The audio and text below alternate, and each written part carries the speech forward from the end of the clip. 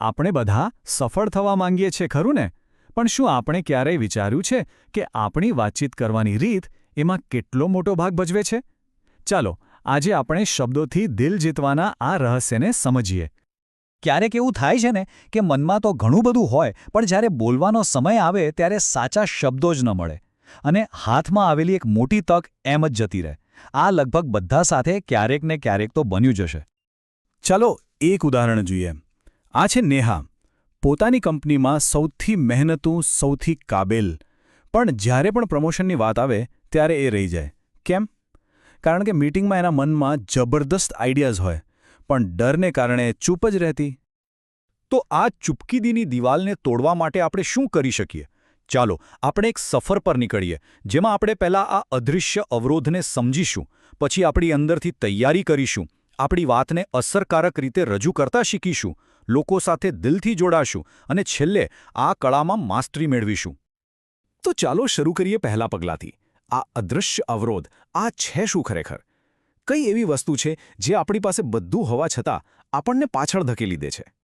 સારું, એકવાર આપણે આ અવરોધને ઓળખી લીધો તો હવે સવાલ એ છે કે એને પાર કેવી રીતે કરવો?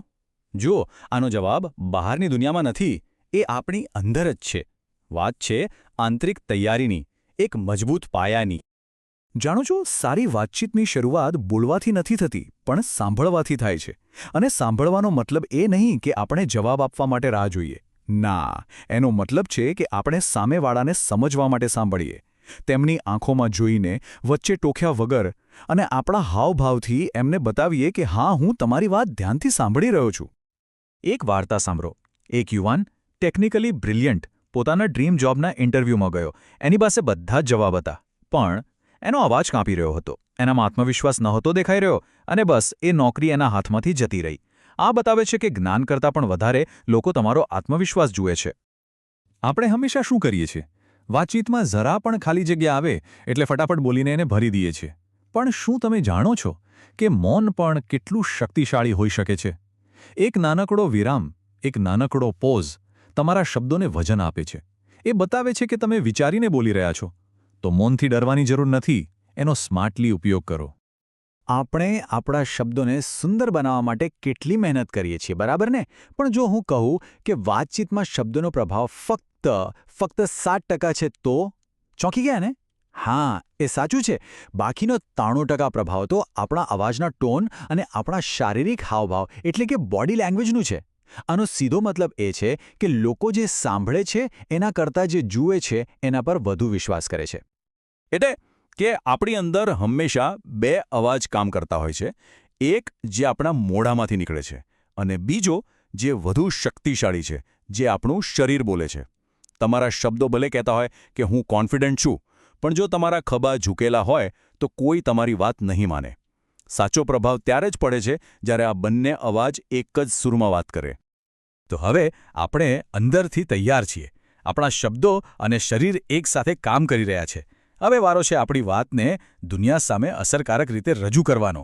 ચાલો જોઈએ એ કેવી રીતે થાય. અસરકારક અભિવ્યક્તિ માટે એક શબ્દ છે જે ખૂબ જ મહત્વનો છે: અસર્ટિવનેસ, એટલે કે દૃઢતા. હવે આનો મતલબ ગુસ્સો કરવો કે ઘમંડ બતાવવો એવું બિલકુલ નથી.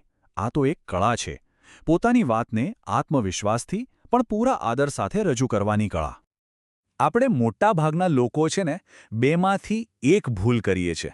કાં તો આપણે એટલા પેસિવ એટલે કે દબાયેલા રહીએ છીએ કે આપણી વાત કોઈ સાંભળતું જ નથી, અથવા તો આપણે અગ્રેસિવ એટલે કે આક્રમક બનીને આપણી વાત બીજા પર ઠોકી બેસાડીએ છીએ. પણ આ બંનેની વચ્ચે એક સુનેરી રસ્તો છે, દૃઢતાનો, જ્યાં તમે તમારી જરૂરિયાત પણ જણાવો છો અને સામેવાળાના આદરનું પણ ધ્યાન રાખો છો. રજતનું ઉદાહરણ જુઓ. એના બોસે એને ઓવરટાઇમ કરવાનું કહ્યું. રજતે ખૂબ જ નમ્રતાથી પણ મક્કમતાથી ના પાડી. પહેલાં તો એના બોસને નવાઈ લાગી, પણ પછી એમને રજતની ઈમાનદારી ગમી અને એમણે એનો આદર કર્યો. આ છે દૃઢતાની તાકાત. એ તમને સન્માન અપાવે છે. ઓકે, તો આપણે આપણી વાતને દૃઢતાથી કહેતા શીખી ગયા. પણ શું વાતચીત ફક્ત પોતાની વાત કહેવા પૂરતી જ છે? ના. સાચી વાતચીત તો લોકો સાથે કનેક્શન, એક જોડાણ બનાવવાની છે. ચાલો આ કળાને સમજીએ. જ્યારે કોઈ બાબતે મતભેદ થાય ત્યારે આપણું પહેલું રિએક્શન શું હોય છે? મોટા ભાગે જીતવાની કોશિશ, હું સાચો છું, તું ખોટો છે. પણ શું આપણે આપણો વિચાર બદલી શકીએ?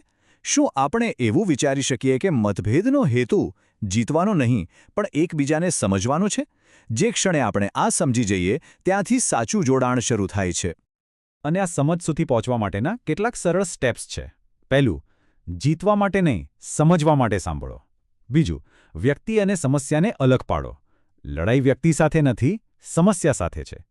ત્રીજું, પોતાની જાતને પૂછો, કદાચ હું કંઈક ચૂકી રહ્યો છું? અને છેલ્લું, હું અને તુંમાંથી બહાર આવીને આપણે સાથે મળીને ઉકેલ શોધવા પર ફોકસ કરો.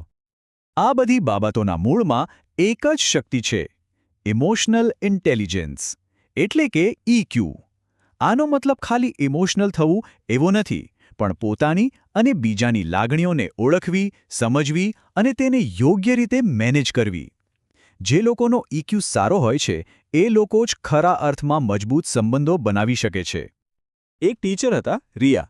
એમના ક્લાસમાં વિદ્યાર્થીઓનું ધ્યાન જ નહોતું રહેતું. એમણે બધું જ ટ્રાય કરી લીધું.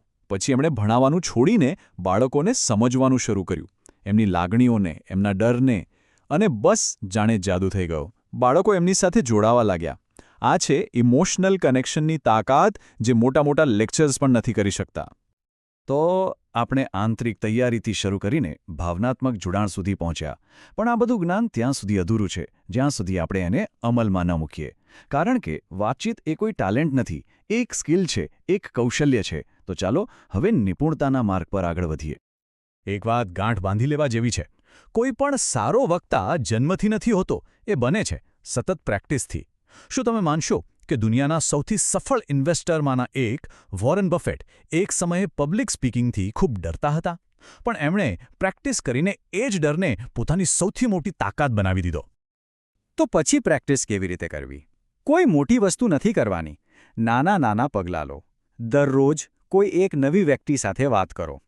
અરીસા સામે ઊભા રહીને માત્ર 2 મિનિટ કંઈક બોલવાની પ્રેક્ટિસ કરો. પોતાનો અવાજ રેકોર્ડ કરો અને સાંભળો કે તમે કેવા લાગો છો. બસ એટલું યાદ રાખો કે દરેક વાતચીત સુધારો કરવાની એક તક છે. આપણે રાતોરાત બધું બદલવાની કોશિશ નથી કરવાની.